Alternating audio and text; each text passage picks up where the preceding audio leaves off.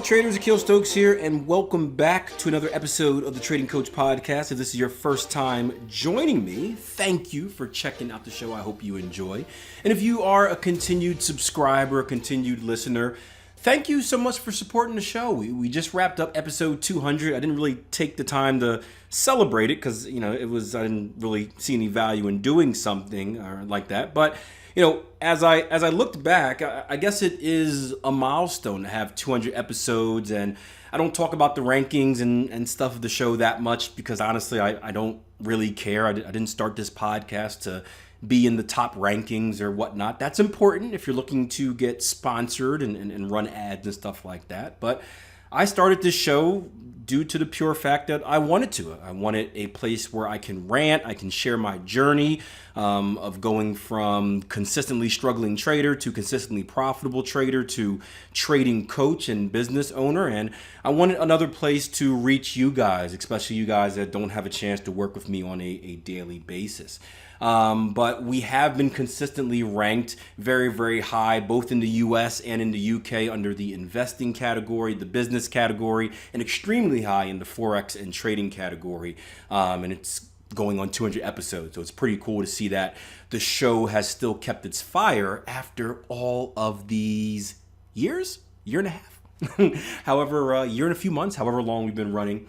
But I want to talk a little bit today about motivation. But I want to start with really a quote that I saw on Instagram this morning, and it kind of upset me. It's one of these, I follow a lot of like entrepreneur this, entrepreneur that, a lot of motivational and stuff like that on Instagram because I typically get some pretty good quotes, and I look for stuff like that to encourage me and motivate me as I start my day. But this morning, I came across something that I did not like.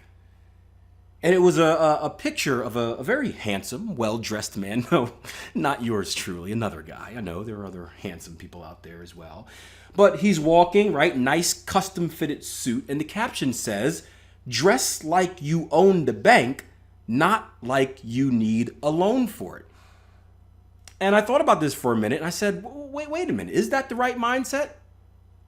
Or is that the mindset that we're being poisoned with out here? And I shared a caption that said, instead of spending your money on clothing, I'd rather invest that money so that one day I can own the bank instead of just looking like I do.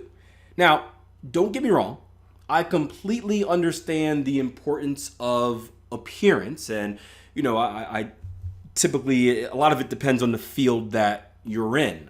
If you are in a field where you have to present yourself in a certain way in order to get business, then that's what you need to do, right? I give the example of let's just take we're looking to manage someone's account, right? Back in the day, I was an account manager, right? Where I would go not door to door, but I would give basically door to door presentations, trying to sell myself on why they should give me the opportunity to manage their money. And there are a lot of difficulties that I had to face. One, I am black. Now, we can have the race talk all we want, but that makes a difference. People judge. We are typically judged differently depending on what we look like, right? We are a lot more comfortable around people that we can relate to. That's not an opinion. That's just a fact, right? And it's not just color, but it's where you're at, class-wise as well, what areas you're from. We're more comfortable with people that we can relate to because we kind of see ourselves in them. So that was one thing that was always against me. It's not an excuse at all, right? And you should never use that as an excuse, but it is an obstacle. Another obstacle, and I would say probably an even bigger one, was being young. I was doing this at the age of I had to be 25, so a youngster.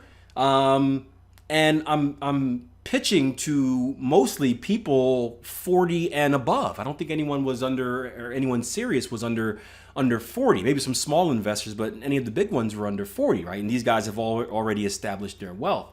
So it's also a different story of seeing a younger guy with no experience, and I don't necessarily work for a fund. I'm not on Wall Street. It's basically I have to do the best to present myself in the right way. So in a case like that, it makes sense, right? They're going to take me much more seriously if I'm dressed nicely versus if I show up, in a t-shirt and sweats like what I'm wearing right now. So I do believe that it does make a difference how you present yourself. But in the bigger scheme, the problem that I have is many people, I think, many of these entrepreneurs, that's what I call these entrepreneurs that want to give off the impression, the social media impression that they're entrepreneurs, but they're really not. Many of these entrepreneurs are looking the look and talking the talk, but they're not actually going out and doing it. And I remember talking to a young entrepreneur a while ago who was spending so much money on shoes and ties and shirts and suits and all this stuff, but investing no money in his actual business. And this wasn't even a people business. And you got to have priorities, right? First things first, right? What is more important? Is it how you look and how you appear to the outside world? Is it the pictures that you put on social media? Or is it actually growing what matters, your business? Well, it should be a very easy answer. It should be your business, right? Your business is first and foremost your lifeline. After your business is established, after it's up and running, then if you want to work on the rest in order to create that appearance, to create whatever you want to create, that's fine. But first and foremost is your business. And too many people are just out there for the look, right? The look on the outside, but when you look inside, there's absolutely nothing. So you got to be motivated by the right reasons. You got to be motivated by the right things. You have to have your priorities in place. Now, once you have your priorities in place, what does it take to be successful?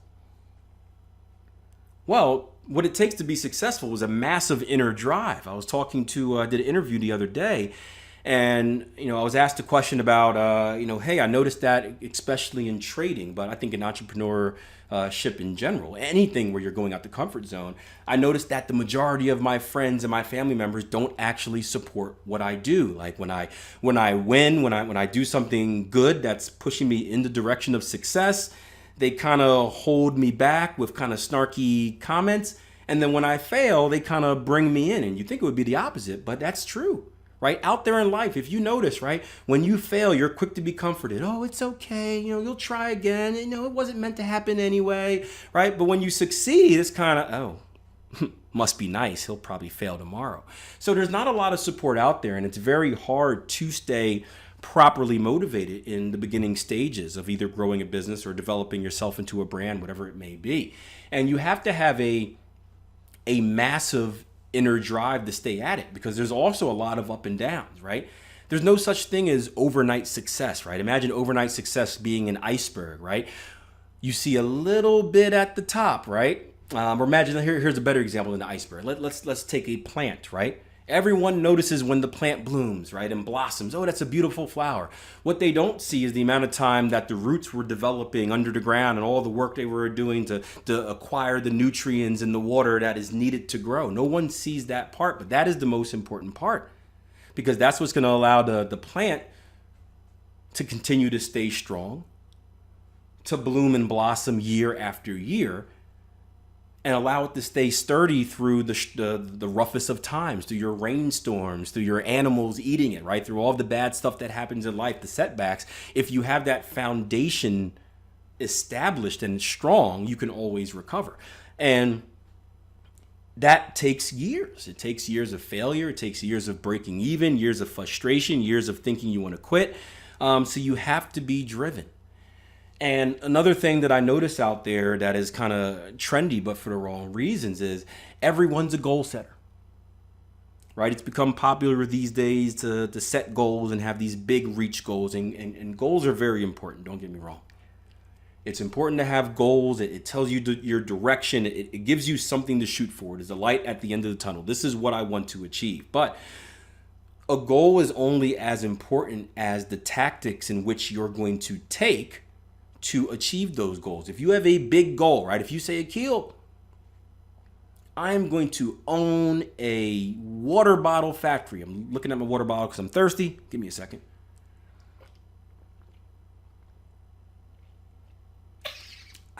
There we go. Just had a nice 2.5 mile run. I've been injured for a while, so I'm happy to go out and do something. But Akil, I'm going to own this water bottle factory. Awesome, John. That's cool. That's amazing. I'm rooting for you. Let me know if there's anything I can do to help. Sure. Okay, I have a question for you, John. So what are you going to go about? How are you going to get started? Wow. I don't know. I just know I'm going to own it. Okay, yeah, that's good. But you should probably figure out what steps it's going to take to get there. Right? I was working with we have an intern in for the summer, a marketing intern. And we had a nice meeting on Friday talking about, I've been kind of taking her through the basics of marketing and how what they teach in school is really outdated compared to what is actually happening in the real world. And, what we've learned and as business owners is just, we learned what works in these days and what doesn't work. And most of that is due to trial and error. So we were having conversations about that. Tear your book up. School was for losers. No, I'm just kidding. But just saying how most of the stuff that you learn in school may not be relatable in the real world. And I brought her in this Monday and we were working through a campaign. So I said, hey, I want you to set up this campaign for you. I have this new course coming out. I want to do some type of promo for it. Let's set up this campaign. And she got all flustered. She's like, okay. I'm like, okay, calm down. All right, let's start at the end picture, right? The end picture is I wanna do this campaign. I wanna do it on this date. Okay, write that down, right? She wrote it down.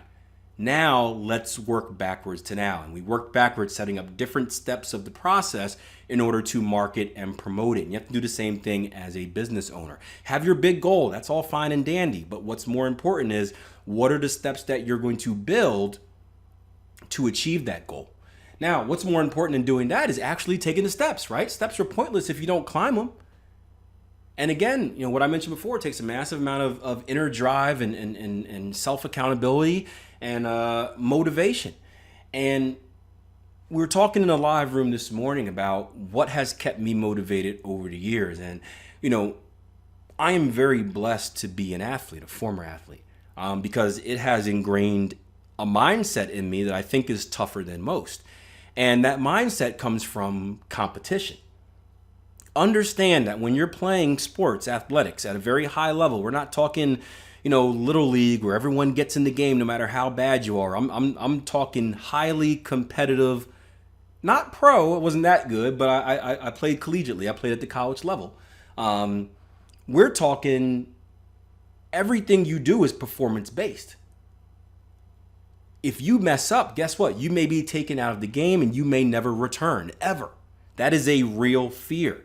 So your mindset when you step on the field or the pitch or the track is it's not about 2 plays down the road. It's not about the next quarter. It's not about what am I going to do next game? What am I going to do in the last game of the season? What am I going to do next year? It's about what are you going to do right now? Because guess what? There may not be a next play if you mess up on this one.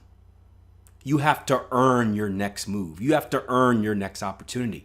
So I always went in with the mindset of everything must be earned. Everything must be earned. Tomorrow must be earned. And because of that, I focus so much on the day, right? You guys see me tweet this out and say this a lot. Win the day. That is my only goal. I want to win the day. I want to wake up tomorrow a better person than I was today. And then tomorrow, I want to outperform what I did the day before. And I want to keep consistently doing that because if I consistently do that, I will stay in the game. And if I stay in the game, I have a chance to achieve great things. And when you're an entrepreneur, again, through those first 2 to 3 to 5 years where your business is struggling just to break even, you're losing money and you're taking personal loans and you're eating peanut butter sandwiches and ramen noodles just to survive, right? You have to trust that what you're doing is going to work, right? Because winners win, right? The only time winners lose is when they give up, right? The journey is just finding out different ways to win. You may lose a couple times and take steps back to figure out how to win, but winners always win. It's just a matter of time. And if you don't believe in that, you're not a winner, right? We always win. It just may take some time. So if you go in with the mindset that winners always win, and the only thing stopping me from success is time, then your goal is simple. I just need to stay in the game. And in order to stay in the game, you have to win every play. And if you consistently win every play, You will get better, you will get better, you will get better. You will continue to work your way towards those big goals, and you will eventually get those big goals. And more importantly, once you achieve those massive goals, you just won't settle like many people do. Staying successful is harder than becoming successful, trust me. But if that's your mentality, you just won't settle like many people do. No, because you're not comfortable. You're not saying, oh, I got my goal, my business turned to profit, life is good. No, you've got that competitor's mindset, that athlete's mindset where you still have to win the day. And it doesn't become about money. It becomes about the game of doing better than you did the day before. And that's what successful people hold on to. That game, play. How can I play the game better? And if you can consistently play the game better each and every day, you will be your best. Who cares about the competition? They're doing what they do. They don't matter. You will be at your best. And as long as you're at your best, you will not fail.